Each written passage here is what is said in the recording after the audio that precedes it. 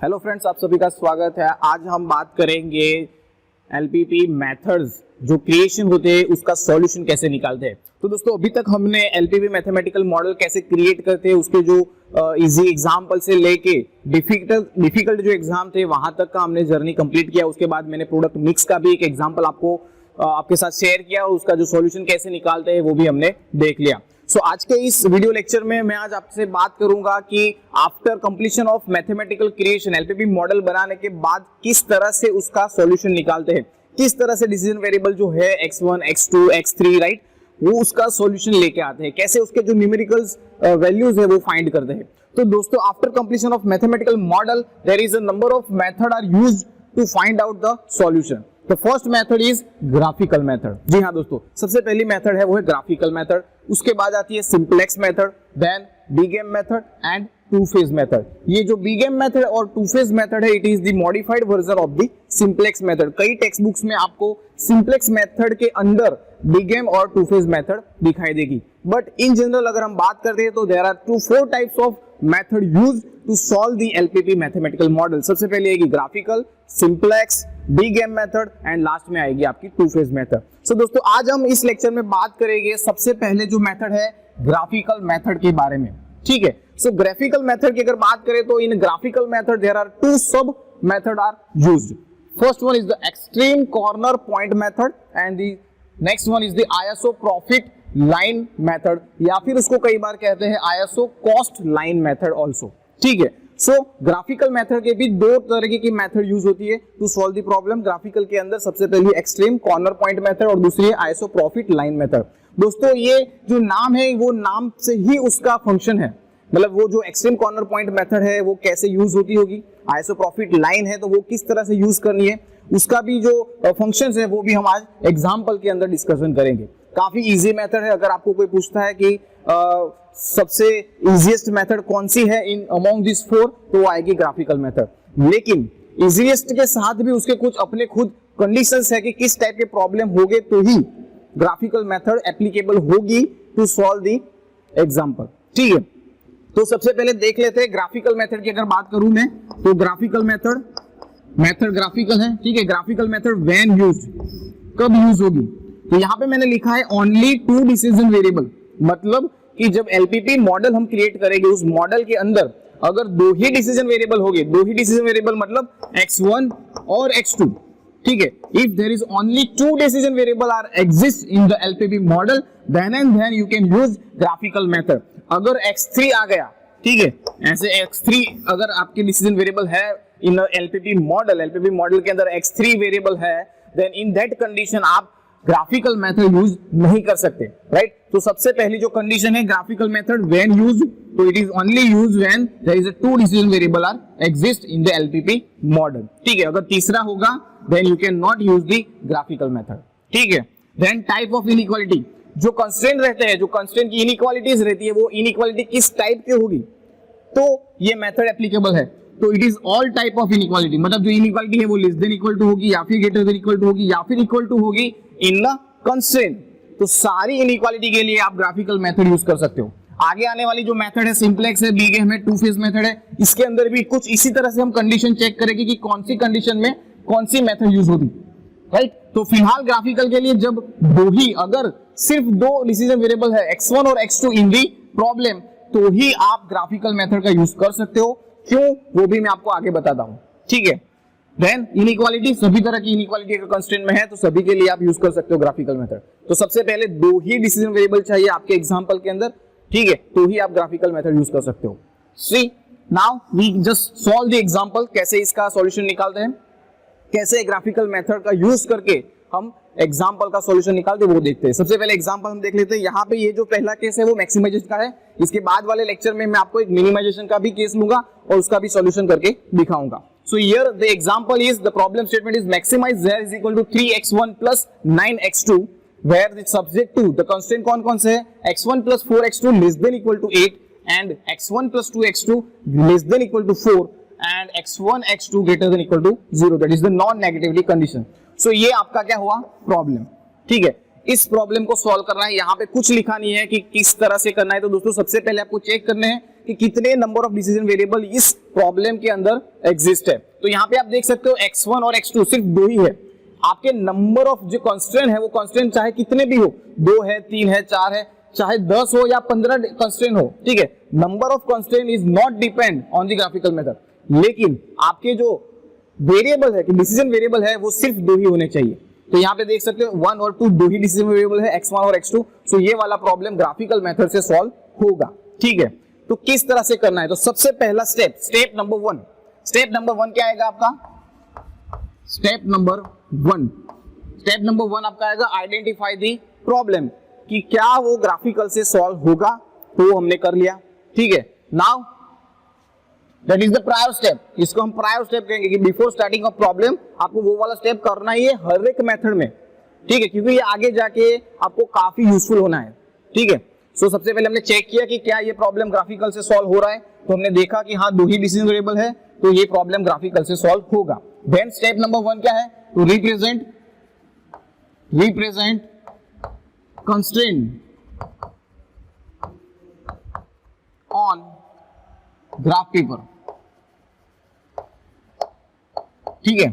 सो जो graph paper आपके पास होगा, या फिर ग्राफ पेपर नहीं है तो आप आपके नोटबुक के अंदर भी थोड़ा अप्रोक्सीमेट स्केल का यूज करके ग्राफ पेपर बना के यूज कर सकते हो, जैसे कि मैंने यहाँ पे किया है, ठीक है। सो आपको सबसे पहले ग्राफ के अंदर ग्राफ पेपर के जो एक्स एक्सिस और वाई एक्सिस है उसके ऊपर कंस्ट्रेंट को रिप्रेजेंट करना है। तो यहाँ पे आप देख सकते हो कंस्ट्रेंट हमारे पास 1 और 2, ये दो कंस्ट्रेंट है, ठीक है। So how to represent this constraint on to graph paper, तो सबसे पहले आपको क्या करना है, जो कंस्ट्रेंट है उसकी इनइक्वालिटी को, राइट, कंसीडर कंस्ट्रेंट इनइक्वालिटी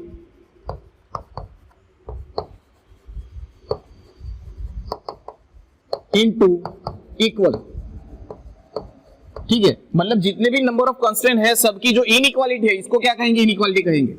ये less than equal to inequality है, ग्रेटर देन इक्वल टू भी इनइक्वालिटी कही जाएगी। इक्वल टू है उसको भी हम इनइक्वालिटी ही करते हैं ओआर के अंदर, लेकिन वो इक्वल टू है। तो less than equal to, greater than equal to, this is the inequality. तो अगर कंस्ट्रेंट में ये इनइक्वालिटी प्रेजेंट है, ठीक है, तो उसको हम सबसे पहले क्या कहेंगे, इक्वल टू में कन्वर्ट करेंगे। सो मैं सबसे पहले फर्स्ट कंस्ट्रेंट है उसकी इनइक्वालिटी को चेंज कर रहा हूं।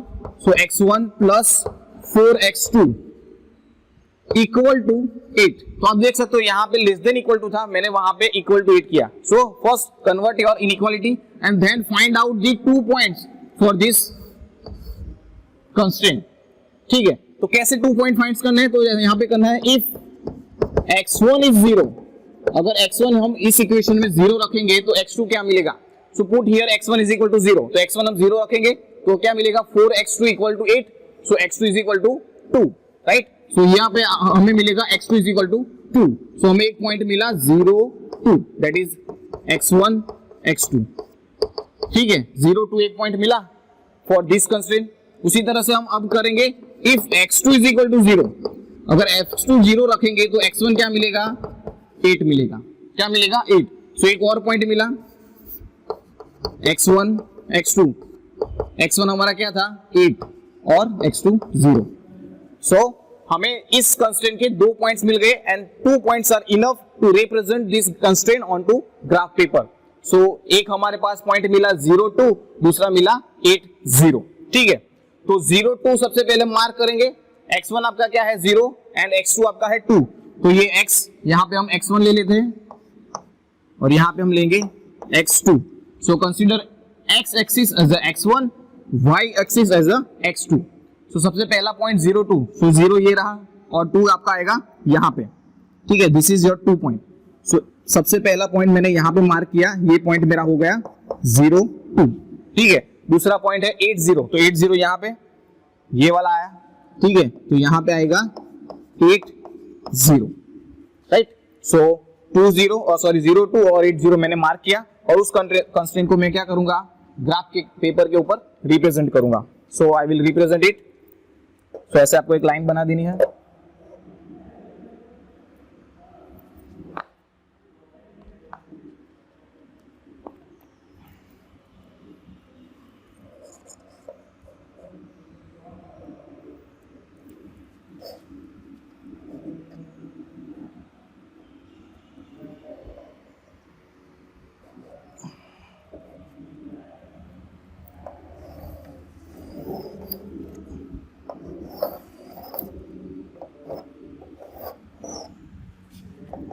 ठीक है। सो मैंने यहाँ पे लाइन बना दी है and this is for constraint number 1।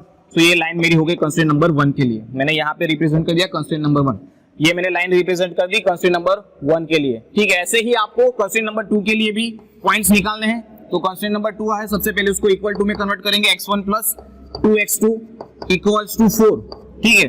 तो इफ x1 इज 0, अगर x1 0 रखेंगे तो x2 में क्या मिलेगा, तो x2 में मिलेगा यहाँ पे 2, ठीक है। और तो हमें ये पॉइंट मिल गया 0 2। उसी तरह से अगर हम x2 0 रखेंगे देन x1 हमें क्या मिलेगा, x1 मिलेगा 4, सो इट इज 4 0। सो 0 2 और 4 0 को हम यहाँ पे रिप्रेजेंट करते हैं, 0 2 तो यहाँ पे आएगा, 4 0 हमें मिलेगा यहाँ पे। सो दिस इज माय 4 0 पॉइंट और इसको मैं कनेक्ट करूंगा अभी।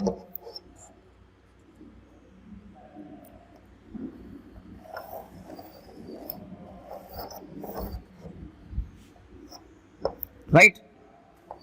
सो ये मेरा एक, ये जो नीचे वाली लाइन है वो 1 की है और ये ऊपर वाली है वो सेकंड नंबर की है। तो 1 और 2 मैंने यहाँ पे रख दिया क्योंकि इससे हमें पता चलेगा कि कौन सी लाइन कौन से कंस्ट्रेंट की है। तो फर्स्ट वाली ये नीचे वाली है वो फर्स्ट की है और ऊपर वाली है वो सेकंड की है, ठीक है। तो first constraint and second constraint, both constraint are now represented on the graph paper.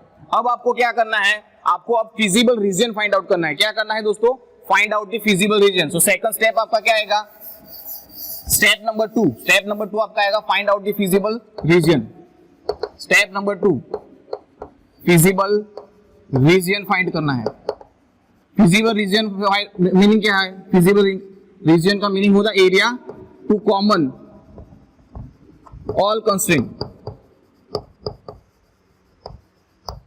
ठीक है। स्टेप नंबर 2 आपको क्या करना है, स्टेप नंबर 2 आपको इस ग्राफ पेपर में फिजिबल रीजन फाइंड करना है। फिजिबल रीजन का मीनिंग क्या होता है, the area common to all constraint, that area is known as a feasible region, ठीक है। ऐसा एरिया आपके ग्राफ पेपर में जो सभी कंस्ट्रेंट के लिए कॉमन हो। अब सभी कंस्ट्रेंट के लिए कॉमन हो मतलब क्या, तो यहाँ पे आप देख सकते हो ओरिजिनल प्रॉब्लम में यहाँ पे आपको इनइक्वालिटी दी गई है लेस देन, ठीक है। कोई भी इनइक्वालिटी हो तो उस इनइक्वालिटीज की जो कंडीशन उसको सेटिस्फाई करते हुए हमें एक ऐसा एरिया निकालना है जो एरिया कॉमन होगा सभी कंस्ट्रेंट के लिए। कैसे निकालेंगे, तो यहाँ पे देखो कंस्ट्रेंट नंबर 1 है, उसकी लाइन कौन सी है, ये वाली, ठीक है। ये जो जा रही है वो कंस्ट्रेंट नंबर 1 की लाइन से, और उसकी इनइक्वालिटी कौन सी है, लेस देन इक्वल टू है। कौन सी है, उसकी इनइक्वालिटी है दोस्तों लेस देन इक्वल टू।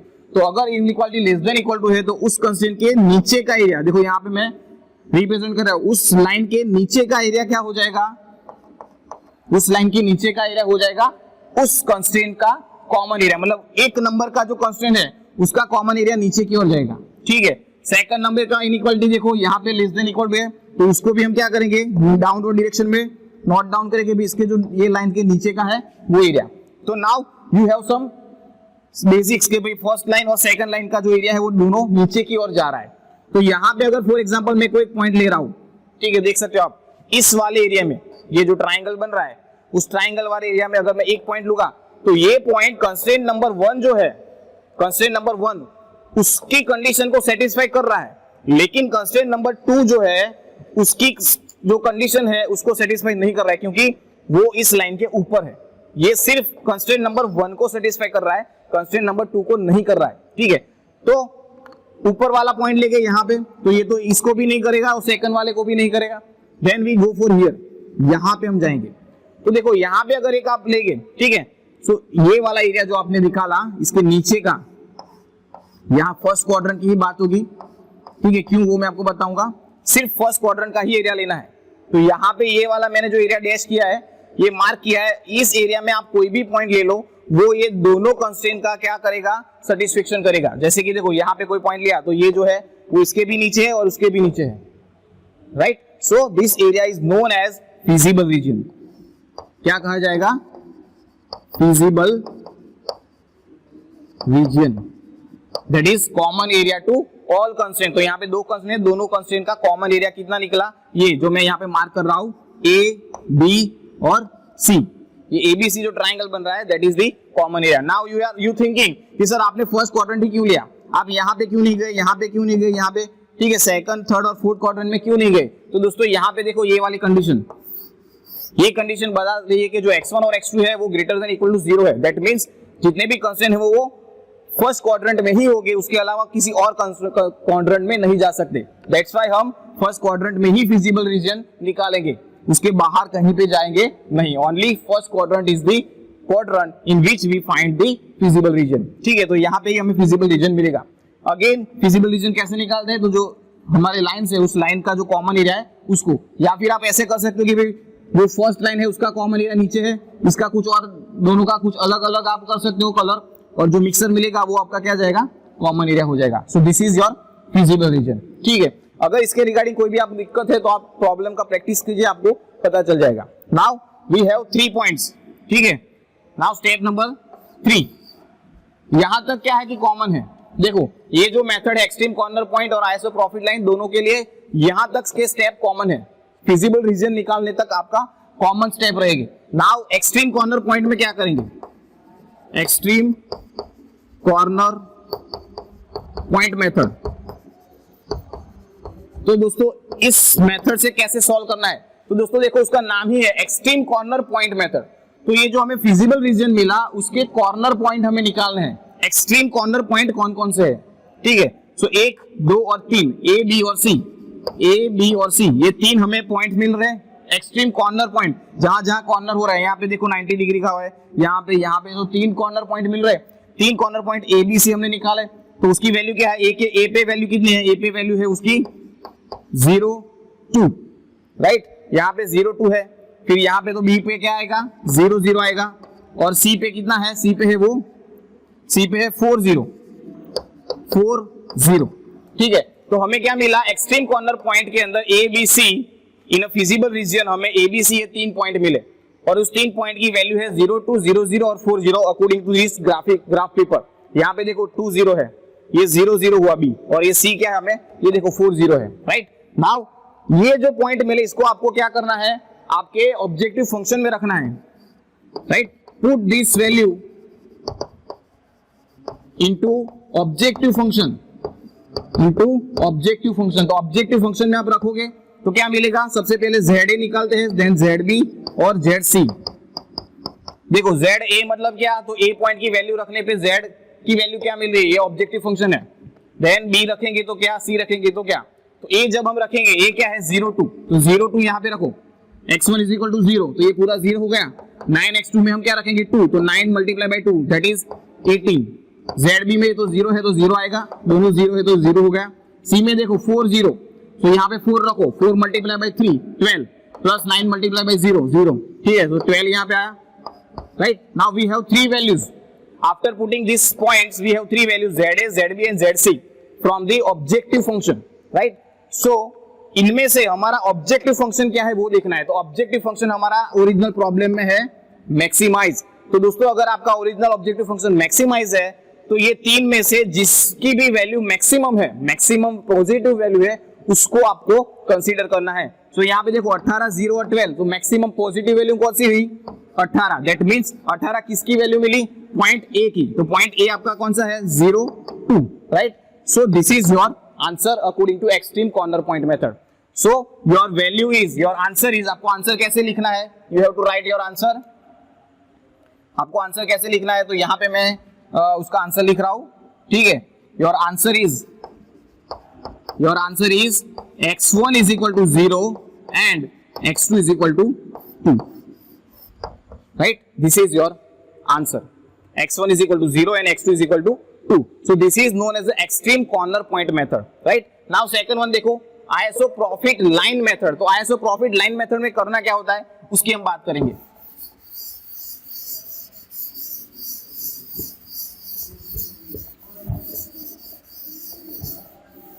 ठीक है, सबसे पहले मैं यहां पे लिख देता हूं जो एक्सट्रीम कॉर्नर पॉइंट मेथड था उसका आंसर क्या आया, एक्सट्रीम कॉर्नर पॉइंट मेथड, उसका आंसर हमें मिला x1 is equal to 0 and x1 is equal to 2, right? So this is the answer by extreme corner point method. Now we apply isopropyl line method, राइट। So isoprofit line में देखो यहां तक तो आपको करना ही है, फिजिबल रीजन तक तो निकालना ही है। आगे क्या करना है, उसके बाद आपको ये करना है कि एक लाइन ड्रॉ करनी है, ठीक है, ड्रॉ दी लाइन, एक लाइन ड्रॉ करनी है। और वो लाइन किसके मदद से ड्रॉ करनी है, तो वो लाइन ड्रॉ करनी है आपको ऑब्जेक्टिव फंक्शन की मदद से। ऑब्जेक्टिव फंक्शन जो है राइट, उसका यूज करके आपको एक लाइन बनानी है। यहाँ पे देखो मैक्सिमाइजेशन का प्रॉब्लम है, दैट्स व्हाई हम यूज कर रहे हैं आईएसओ प्रॉफिट लाइन मेथड। अगर यहाँ पे मिनिमाइजेशन का प्रॉब्लम होता तो हम यूज करते ISO cost line method, right. लेकिन हमारा फिलहाल प्रॉब्लम है मैक्सिमाइजेशन का, तो हम यूज करेंगे आईएसओ प्रॉफिट लाइन मेथड। और उसके अंदर ऑब्जेक्टिव फंक्शन जो भी प्रॉब्लम हो, मैक्सिमाइज हो या मिनिमाइज हो, आपको क्या करना है, ऑब्जेक्टिव फंक्शन का यूज करके एक लाइन बनानी है। तो यहाँ पे देखो ऑब्जेक्टिव फंक्शन हमारा है maximize z is equal to 3x1 plus 9x2, right. This is my objective function. Now ये z जो है, तो z की जगह आपको कोई एज्यूम करके कोई भी वैल्यू लेनी है। लेकिन दोस्तों थोड़ा अपना लॉजिक दौड़ाओ और लॉजिक लगा के ये करना है कि z की वैल्यू कुछ इस तरह से लो जिससे आपको x1 और x2 की जो वैल्यू मिलेगी, ठीक है, जो पॉइंट्स मिलेंगे वो क्या होएंगे, रियल नंबर में आएंगे, ठीक है, मतलब पूरे नंबर हो गए। तो यहाँ पे मैं z इज इक्वल टू 9 ले रहा हूं। For example assume z is equal to 9, so z is equal to 9, तो मुझे क्या मिलेगा 3x1 plus 9x2 is equal to 9। So मुझे ये एक मेरा मिला ऑब्जेक्टिव फंक्शन जहां पे मैंने एज्यूम किया कि z अगर 9 होगा तो इन दिन इक्वेशन आपको इस ऑब्जेक्टिव फंक्शन को ये वाले ग्राफ पेपर में रिप्रेजेंट करना है। तो उसके लिए फिर से if x1 is equal to 0, तो if x1 is equal to 0 तो x2 आपका क्या आएगा, 1 आएगा, right. And if x2 is equal to 0, ये x2 0 हो जाएगा, तो x1 आपका क्या मिलेगा 3, राइट। तो हमें 2 पॉइंट मिल गए, एक पॉइंट मिला 0 1 और दूसरा मिला 3 0, ठीक है। तो 0 1 और 3 0 मिला, तो उस पॉइंट की मदद से हम इस वाले ऑब्जेक्टिव फंक्शन को यहाँ पे रिप्रेजेंट करेंगे। सो 0 1 हमें कहाँ मिलेगा, ये, सो दिस इज माय 0 1 एंड 3 0 मुझे यहाँ पे मिलेगा 3 0। तो यहाँ पे मैं एक लाइन बना रहा हूँ, ठीक है। So here I representing the ISO profit line. तो देखो ये मैंने एक लाइन बना दी, राइट। तो ये जो लाइन है, ठीक है, ये जो लाइन मैंने यहां पे बनाई है वो है मेरी आईएसओ प्रॉफिट लाइन। इस लाइन को क्या कहेंगे, इस लाइन को हम कहेंगे आईएसओ प्रॉफिट लाइन, ठीक है। और अब देखो अब थोड़ा ध्यान देना, इस लाइन को आपको क्या करना है, आगे का स्टेप, इस लाइन को आपको ले जाना है पैरेलली, सीधा ऐसे सीधा ले जाना है आपके ओरिजिन के ऊपर, ओरिजिन के ऊपर ले जाना है और वहां से पैरेलली आपको इसको ले जाना है, पैरेलली सीधा। देखो ये जो उसकी जो पैरेलल इस लाइन है, जो ये लाइन जो है उस लाइन को पैरेलल ही रखना है। इस लाइन को पैरेलल रख के आपको, ठीक है, इस मैक्सिमाइजेशन का केस है इसलिए इसको ले जाना है सबसे दूर, ये आपका जो फिजिबल रीजन है उससे दूर ले जाना है। तो इसको मैं पैरेलल लेके इसको दूर ले जाऊं और इसमें जो लास्ट वाला पॉइंट इस फिजिबल रीजन का टच होगा, that is known as the your answer. तो यहाँ पे देखो इस लाइन को अगर मैं पैरेलली देखो मूव कर रहा हूँ, यहाँ पे ये देखो ये पैरेलली मैंने मूव किया, सबसे पहले तो यहाँ पे 0 टच होगा, 0 टच होने के बाद उसके बाद कौन सा पॉइंट टच होगा, ये वाला पॉइंट टच होगा इस लाइन को, एंड देन हम आगे बढ़ेंगे तो हमें ये वाला, तो सबसे last point of this feasible region, ये फिजिबल रीजन का जो सबसे लास्ट पॉइंट इस लाइन को टच होगा, that point is known as the answer, that point is your solution. So according to iso profit हम देख सकते हैं कि ये वाला पॉइंट क्या हो रहा है, लास्ट में टच हो रहा है। देखो इसको मैं पैरेलली फिर से ले रहा हूं, देखो ये पैरेलली मैंने लिया और ये देखो लास्ट में ये वाला पॉइंट टच हो रहा है, right? That is 0 2 point. So according to ISO method, last point that touch is 0 2, and hence the answer is x1 is 0 and x2 is equal to 2. Right? So now you can see extreme corner point में भी यही answer आया और ISO profit line में भी same answer आ रहा है। So दोस्तों this is all about the graphical method. हमने आज graphical method के बारे में पढ़ा, उसके जो 2 सब डिवीजन थे वो 2 डिवीजन की मदद से कैसे आंसर निकालते वो भी हमने देख लिया। नेक्स्ट वीडियो लेक्चर में मैं मिनिमाइजेशन का कोई प्रॉब्लम लूंगा, ये मैक्सिमाइजेशन का था, मिनिमाइजेशन का प्रॉब्लम लेके उसको हम सॉल्व करेंगे। सो मिलते हैं नई वीडियो के साथ, तब तक के लिए धन्यवाद, थैंक यू।